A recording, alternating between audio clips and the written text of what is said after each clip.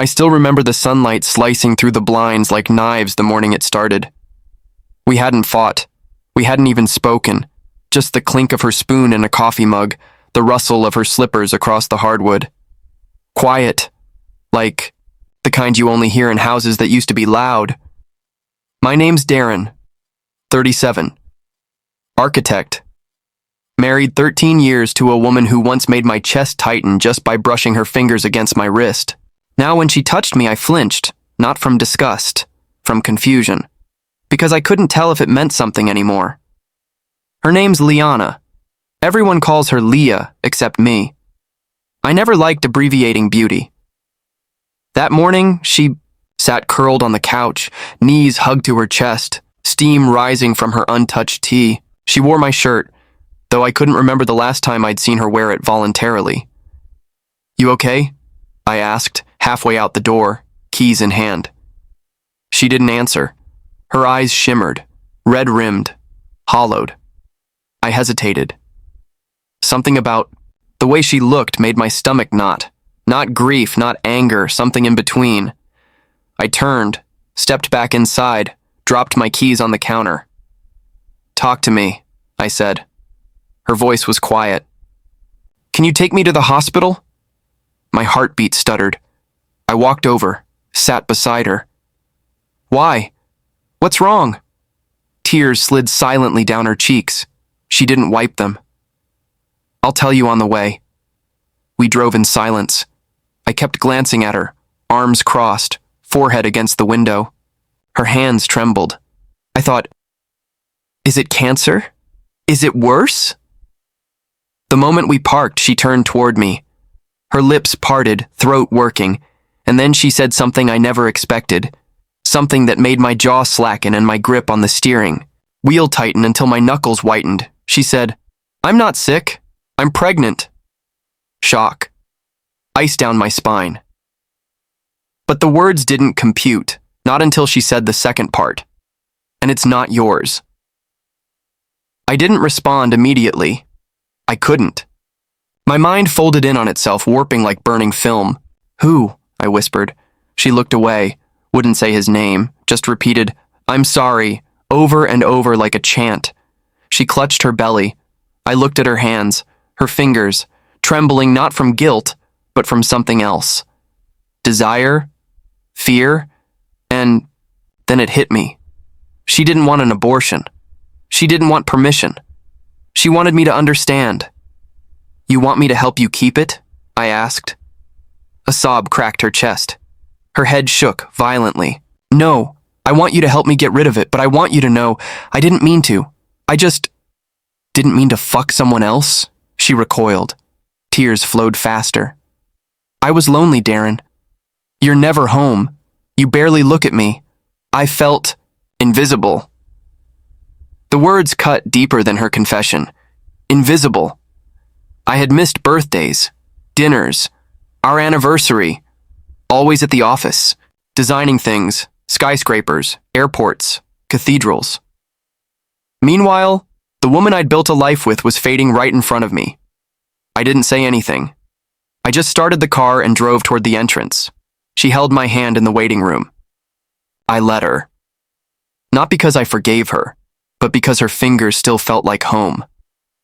Later that night, after she'd taken the pills, curled into fetal position on our bed, I sat on the balcony with a drink I didn't want, watching the stars flicker. Between passing clouds, I couldn't sleep, couldn't think. Just saw his hands on her skin, his lips on her mouth, his seed inside her. I wanted to break something, break everything. Instead, I went back inside, lay beside her, watched her chest rise and fall. My wife, who'd held my hand through my father's funeral, who once danced barefoot in our kitchen, tipsy on cheap wine, who whispered forever when she thought I was asleep. Now her body was fighting the life of a stranger inside her, and I still didn't know who he was. I started checking. Her phone, I know it's wrong, but I had to. She slept through it, drugged, exhausted. I unlocked it easily. Same password since 2018. Messages, photos, deleted threads, but one name kept appearing. Lysander, uncommon, bold. Not a name, a statement. Texts scrolled by like a wound unraveling. You still taste like cinnamon and secrets. You should have come tonight. I brought wine and that song you love. I can't stop thinking about that night in your car. Don't go back to him. Not really. I stared at the screen, heart pounding. Part of me wanted to throw it across the room. Another part wanted to read more. Over the next week, I didn't confront her. I watched, observed. She slept more, ate less, no makeup, no perfume, as if she was punishing herself. But every time her phone buzzed and she scrambled to hide it, I saw guilt battling desire in her eyes. She missed him. She wanted to stop, but she also wanted more. I followed her once, Thursday afternoon, told my office I was sick. She said she was going to yoga. She even wore her workout tights, but I trailed her car, saw her park 3 blocks from the studio. She walked fast, anxious, ducking her head, then turned into a townhouse. I waited. 10 minutes, 15, then walked up to the building. Her name wasn't on the buzzer, but his was El Reese. I stood across the street, heart slamming. She didn't come out for 2 hours. When she did, she looked different. Eyes glassy, lips redder, neck flushed, like someone who'd just been touched by a ghost. She didn't see me. I ducked behind a van, watched her drive off. When I got home that night, she kissed me on the cheek, said, "Yoga was good." I nodded and said nothing. You'd think the rage would boil, that I'd scream, throw plates, demand explanations, but I didn't, because something inside me, something twisted, understood. I'd left her, in the emotional sense. I'd made love to blueprints more than her, whispered sweet nothings to deadlines and construction permits. And she'd found someone who listened, someone who looked at her like she still mattered. But that didn't excuse betrayal. It just explained it. The turning point came on a Saturday. We went to a dinner party, old friends, laughter, red wine. Liana wore a red dress. I'd forgotten how beautiful she could look when she wanted to be seen. And then near midnight, I went to the bathroom. He was there. Lysander, tall, dark-haired. Casual blazer over a tight black shirt. Lean, confident. Like a man who didn't fear consequences. He looked up as I walked in. Recognition sparked in his eyes. Neither of us spoke. We stood facing the mirror, washing hands, pretending we weren't both thinking about the same woman. He smirked. That's when I knew. He knew I knew, and he wasn't afraid. When we got home, I poured 2 glasses of whiskey, handed her one, sat across from her, and said the words she never expected. How long? She froze. The glass in her hand trembled. Then slowly she answered, 7 months. The silence after felt like years. Do you love him? I don't know. Do you love me? Tears welled again, but she didn't answer. I didn't sleep that night. I lay awake, staring at the ceiling, counting the cracks that spiderwebbed from the light fixture. Her breathing beside me was uneven, shallow, restless. Once, her hand reached toward me in her sleep, fingers grazing. My forearm, but I didn't move. I was too busy unraveling every lie she'd told me, and every truth I'd ignored. 7 months. That was longer than I wanted to admit. She'd been someone else's lover for over 200 days. While I was drafting a corporate hotel in Toronto, she was writing new chapters with him. With Lysander. His name made my stomach twist.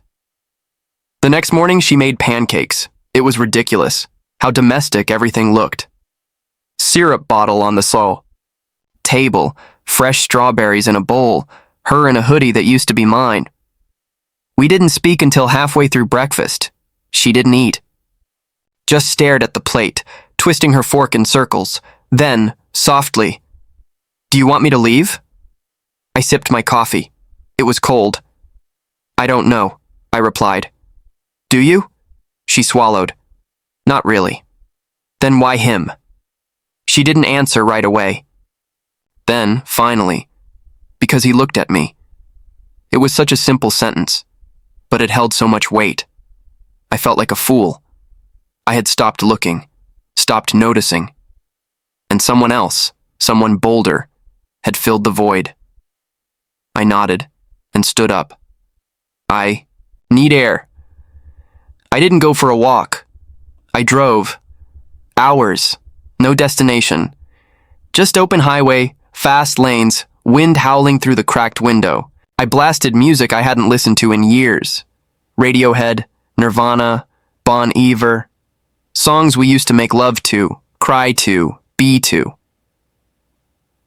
Eventually, I ended up at the ocean. I parked near the dunes, climbed a ridge, let the salt whip across my skin. And for the first time in weeks, I screamed, loud, ugly, primal. I wanted to break something, punch the sky, bleed.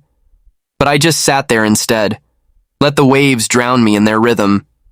I met someone a week later. Her name was Raven. She worked at a bookstore downtown, pierced eyebrow, tattoo of an hourglass on her forearm. We bumped into each other near the philosophy shelf. I dropped a volume of Camus. She laughed and said, "Everyone's always pretending to understand him." We talked for 30 minutes. I told her I was married. She didn't flinch, just asked, "Happily?" I said, "That's a complicated word." She gave me her number anyway. I didn't use it. Not right away. At home, Liana was quieter. She cooked, cleaned, lit candles in the evening like she used to. She was trying, God, she was trying, but I couldn't meet her halfway. Everything she did now felt stained. She laughed too brightly, kissed too quickly. Her apologies tasted like ashes. And yet, I still wanted her. That was the worst part. Wanted her the way you want a haunted house. You know it's filled with ghosts, but something keeps pulling you in. 2 weeks later, she found the text from Raven. "Still thinking about you. Bet you smell like cedar and guilt. Coffee this week?" She didn't yell, didn't accuse, just placed the phone on the counter and said, "You going to see her?"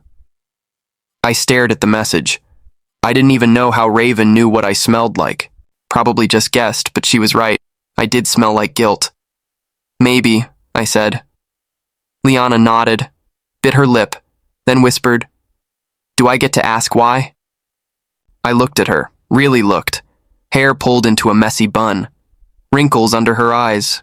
A little older. A little sadder. Still the most beautiful woman I'd ever known. And I said, "Because I want to feel wanted." She exhaled shakily.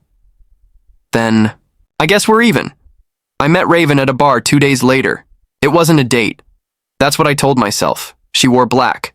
Leather boots. Chain necklace. Her eyes were the kind that didn't flinch. "You look exhausted," she said, sliding. "Me a beer. Feels like my soul's been wrung out and left on a line," I replied. She smirked. "Nice metaphor. You always talk like a poet?" "Only when I'm dying inside." We drank. Talked. She asked questions Liana never had, like what my favorite childhood toy was, why I stopped drawing, whether I'd ever been in a fist fight. By the second drink, I was laughing. By the third, I forgot I was married. We kissed in her car. It wasn't gentle. It wasn't slow. It was teeth, breath, hunger. She climbed over the console, straddled me, moaned into my neck. For a second, I saw Liana, but I didn't stop, because in that moment, I wasn't Darren, the husband. I was someone new, someone selfish, someone who cheated back. The guilt didn't hit me until I walked through our front door.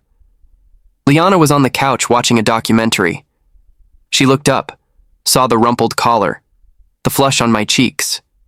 She didn't ask, just said, "You hungry?" I nodded. She made pasta. We ate in silence. I didn't tell her what happened, but she knew. She always knew.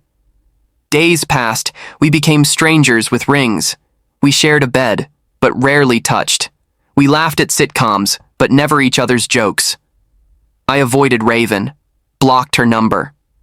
But sometimes at night, I imagined her nails on my back, the taste of her breath. I hated myself, but not enough to confess. Then one night, Liana broke. We were in the kitchen. She was chopping garlic. I was scrolling emails. The silence between us was thick enough to chew. She dropped the knife, turned to me. I can't do this anymore. I looked up. Her eyes were wild, wet, afraid. I need to feel again, she whispered. Even if it's pain. I stood, walked to her, held her shoulders. She sobbed against my chest, and for the first time in months, we didn't talk like enemies. We talked like survivors.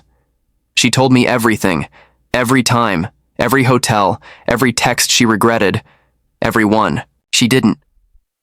I told her about Raven, her hands, her mouth. The night I stopped being a victim and became something worse. We cried, not out of anger, but from release. We were no longer hiding. We were exposed, stripped, human. That night, we made love, slow, broken, healing. It wasn't passionate. It wasn't perfect. But it was real. She kissed me with salt on her lips. I traced her scars with my fingers. We weren't fixed. But we weren't running anymore. In the morning, she said something I'll never forget. If we're going to try again, it has to be honest. No more masks, no more pretending. I nodded, but inside I knew something she didn't. I still hadn't told her about the child. Raven was pregnant, and I hadn't decided what to do. I sat in my car for an hour outside Raven's apartment. Rain tapped against the windshield like fingernails. The wipers ticked in steady intervals, but they couldn't wipe away the storm inside me. I hadn't seen her in weeks. Not since the kiss.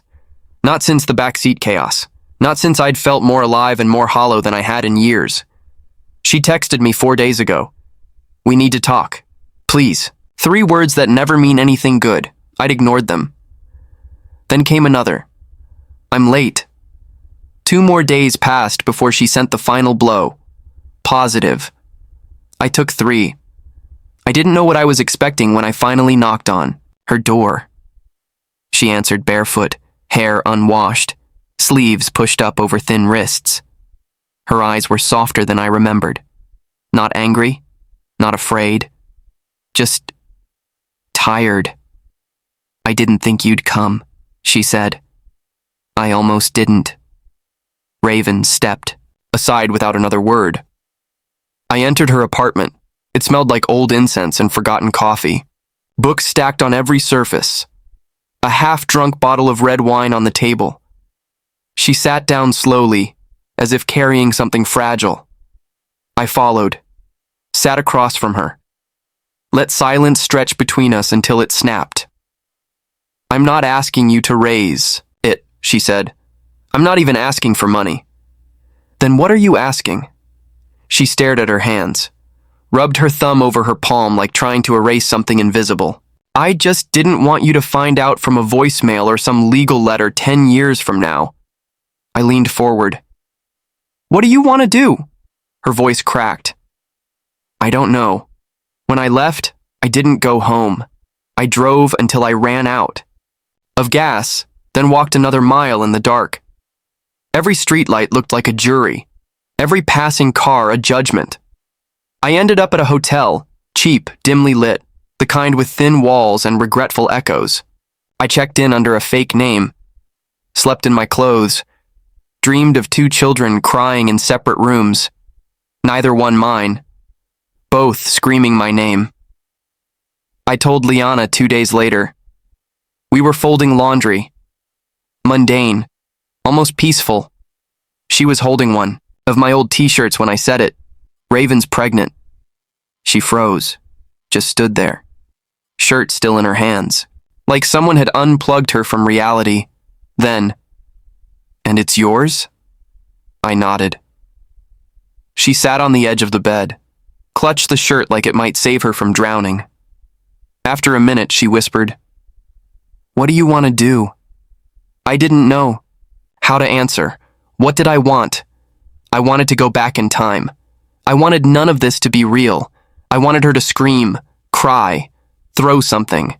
Instead, she just looked finished, like the last straw had snapped in her soul. I don't love her, I said. Liana looked up. Do you love it? I don't even know it yet. Neither did I. The room fell silent again. I wanted to reach for her. But I knew that now the gap between us wasn't just emotional, it was biological. She had destroyed a life that wasn't mine. I had created one that wasn't ours. For weeks, we drifted in the same house like ghosts. No fighting, no touching, just existing, eating, sleeping, breathing beside each other with walls of air between us. Then one morning, I woke up and she was gone. No note, no suitcase missing, just gone. I called. No answer. Texted. Nothing. I went to her sister's place. Her mother's house, her friend's apartment. No one knew. And for the first time in our entire story, I was afraid she wouldn't come back. She returned 3 days later. Walked through the front door like she'd just run out for milk. No explanation. Just whispered, I needed to feel the world without you in it. I didn't press her. Instead, I handed her a cup of tea and said, There's a heartbeat. She blinked. What? The baby. They found a heartbeat last night. I was there. I didn't mean to go, but Raven called and I couldn't ignore her. She didn't respond. I added, It's strong. Then, after a long pause, she asked the question I feared most. Are you going to be in its life? I didn't answer that night. How could I? Everything I chose now would destroy something. If I stayed with Liana and ignored the child, I'd live with guilt until my grave. If I helped raise the baby, I'd tear our marriage into pieces already, fraying at the edges. No path led to peace. Every choice was a scar waiting to be carved. Then Liana did something I didn't expect. She asked to meet Raven. I stared at her like she'd spoken in tongues. You want what? I need to look at her. I need to see the woman who held the other half of you. Liana, this isn't some... I need it, Darren. So we set a date. The cafe was small, neutral, the kind of place where no one yells and everyone sips, overpriced coffee and quiet self-importance. Raven arrived first. Liana and I came in together. The moment Raven saw her, her spine straightened like she'd been shot. They shook hands. No words at first, just 3 people in a silent war. Then Liana spoke. Her tone wasn't angry, it was exhausted. You broke something in me. Raven swallowed. I know. But I helped, Liana added. I made it easy. I left the door open. Raven nodded slowly, then said, He never lied. I knew he loved you. I looked between them. One, who knew every layer of me. Another who only saw the parts I chose to show. They both deserved better. When we left, Liana said, She's not what I imagined. What did you imagine? Someone cruel. Or stupid. But she's just lonely. We drove home without speaking. Then, just as we pulled into the driveway, she said something that stopped my heart cold. You have to be in the child's life. Turned to her, stunned. What? She looked me dead in the eye. Because you're better than your worst mistake. And no matter what happens to us, that kid didn't ask to be born. I couldn't speak. My throat locked. She leaned over, kissed me once, soft, brief, then whispered, But I can't promise I'll be waiting when you come back. I watched her walk inside. The woman who had cheated on me, lied to me, broken me, and who still had the strength to let me go. 6 months later, I sat in a hospital hallway with a wristband that read, Father. The walls were sterile, painted with cheap attempts at warmth, cartoon animals, posters about hand washing. Nurses moved in and out of the room like ghosts, in pastel scrubs. Inside, Raven was delivering. The baby came fast, too fast, the doctor said. Raven had screamed once, bitten her lip so hard she bled. But when they placed the tiny swaddled life into her arms, everything quieted. Even me. The nurse nurse turned to me, smiling. Would you like to hold your son? I hesitated, not because I didn't want to, but because I didn't feel ready. And then Raven, her voice hoarse but calm, said, He's yours too, Darren, whether you run from it or not. So I held him, light as air, warm as fire. Eyes not yet open. And for the first time in months, I didn't think about Liana. I just felt I didn't tell Liana right away. Weeks passed. I sent her a photo, the baby's hand curled around my pinky. No words, just an image. A breath I hoped she would understand. She didn't reply. I didn't blame her. After the cafe, she moved out, took a room downtown, said she needed a world with cleaner echoes. I helped her pack. We didn't fight. We didn't cry. We just folded a decade of love into boxes. She left behind her wedding ring on the windowsill. I still haven't touched it. Co-parenting with Raven was awkward at first. She lived in a small walk-up, barely enough space for a crib, but she was fierce, capable, a better mother than I expected. She never used the baby to manipulate me. Never asked for money, though I gave it anyway. She named him Eli. We didn't pretend to be together, but we were something. Two people bound by a decision. Neither could undo. Some nights I stayed over. Not for sex, not for comfort, just to be close. Hold the baby, warm a bottle. Breathe in that impossible scent newborns carry, milk, skin, possibility. Still, when I lay awake at night, I thought of Liana, her laugh in the mornings, the way her hair fell into her coffee when she leaned too close, the way she whispered my name in the dark, like she was still learning how it tasted. I saw her again on a Tuesday in March. We ran into each other at a farmer's market. I was holding Eli in a sling. She was carrying fresh rosemary and a loaf of sourdough. She smiled. Hey, I blinked. Hi. We stood in silence. She glanced down at Eli, then back up. He's beautiful. Thank you. He looks like you. Poor thing, she added, smirking. I laughed, surprised by the lightness of it. Then she asked, You sleeping at all? Barely. She nodded. It suits you. Then, so softly I almost missed it. I'm proud of you, Darren. I wanted to ask her 1,000 questions. Are you seeing someone? Do you still think of me? Could we ever rebuild? But all I said was, Would you like to hold him? She paused, then stepped forward, arms out. He fit against her like he belonged there. Her eyes filled with something I couldn't name, not sadness, not joy, maybe grace. We talked for an hour, about nothing, about everything. Her new apartment, my job, the books she was reading, how she stopped drinking coffee after 3 p.m. because it gave her heartburn. Then we stood in the middle of the crowd and she asked the one thing I'd feared for months.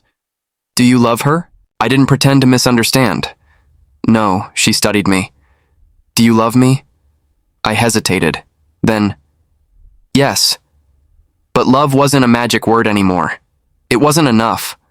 Love had been dragged through lies, through other bodies, through a battlefield, where no one won. Still, she didn't flinch, just handed Eli back and said, Maybe someday.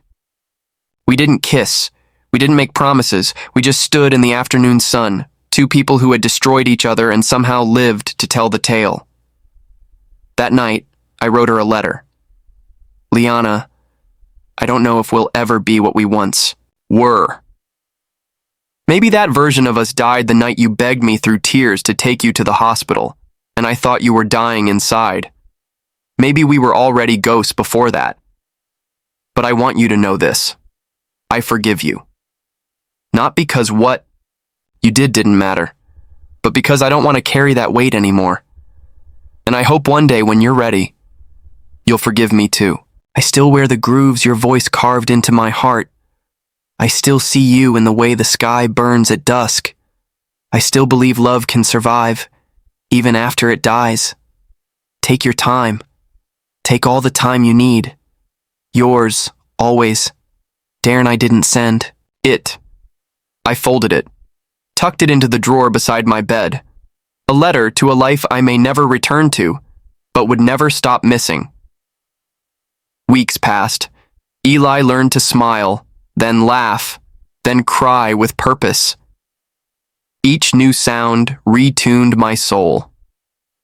Raven and I settled into a rhythm: respect, boundaries, care. She dated someone new, a kind, nervous woman named Jo. I liked her. I visited Liana's building once, didn't go in, just stood outside, watched a curtain flutter, heard faint jazz playing, then left.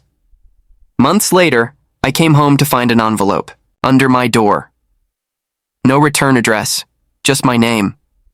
Inside was a note. You can't rebuild something using the same blueprint that failed, but maybe we can start with something small. Coffee? Attached was a photo of us, years ago, laughing, sand in our hair. Her arms around my neck. I closed my eyes and smiled.